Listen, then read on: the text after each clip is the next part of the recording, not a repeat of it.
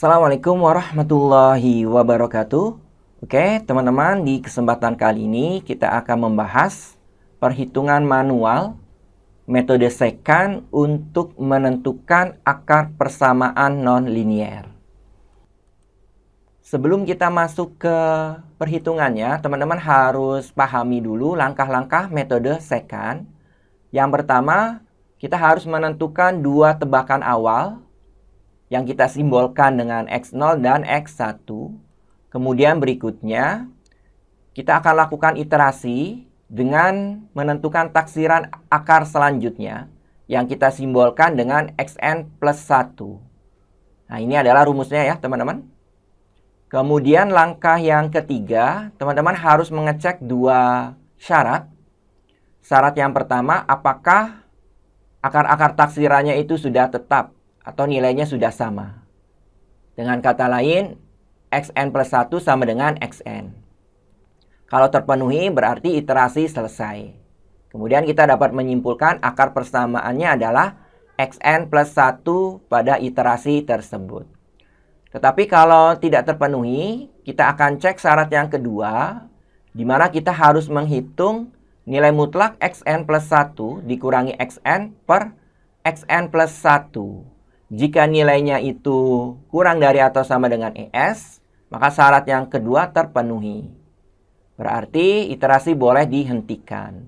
Kita dapat menyimpulkan akar persamaannya adalah Xn plus 1 pada iterasi terakhir. Tidak harus dua syarat ini terpenuhi. Minimal satu syarat terpenuhi sudah bisa kita hentikan iterasinya. Kalau tidak terpenuhi, kita harus melanjutkan ke iterasi selanjutnya. Kita harus mengulang langkah yang nomor 2. Oke ya teman-teman, itu adalah langkah-langkah metode sekant. Untuk lebih memahami, kita akan beralih ke contoh perhitungannya.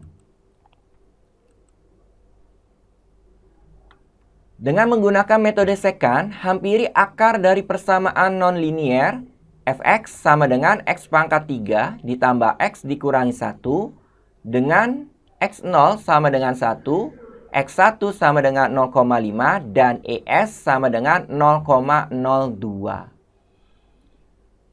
Oke, kita awali dari langkah yang pertama, menentukan x0 dan x1.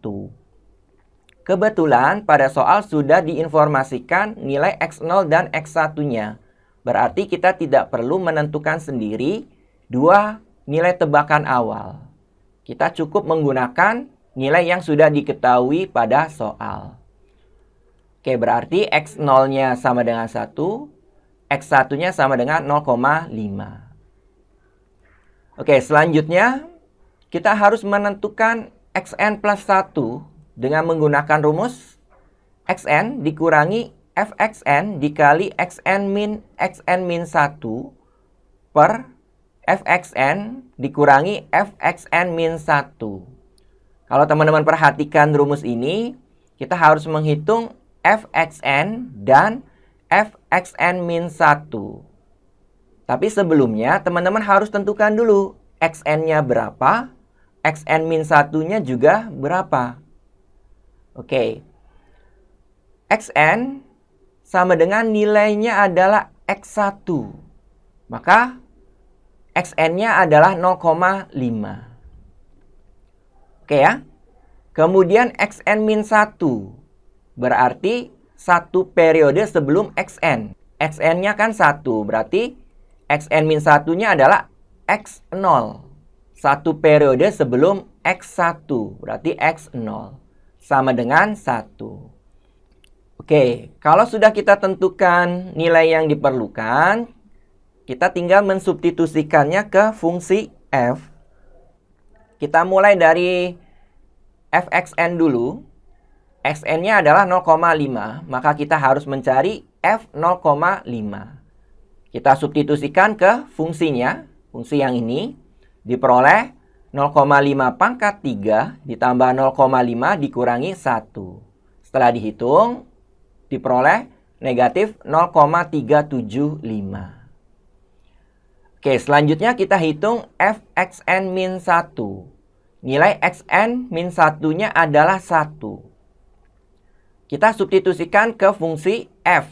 Fungsi yang ini berarti 1 pangkat 3 ditambah 1 dikurangi 1 diperoleh 1. Oke, selanjutnya kita substitusikan ke rumus xn plus 1.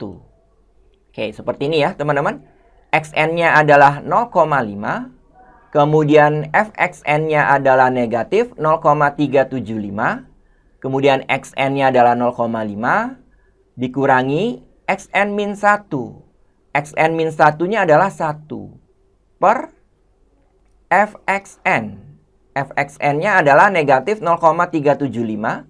Dikurangi fxn min 1.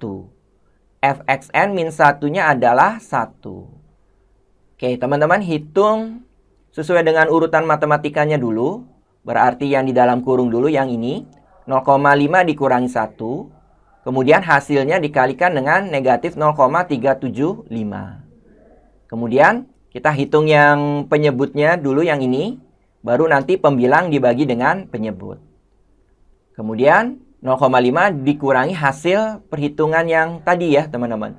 Diperoleh 0,6363. Nilai ini jelas sudah mengalami pembulatan. Oke, setelah kita memperoleh nilai xn plus 1, kita lanjutkan untuk mengecek dua syarat.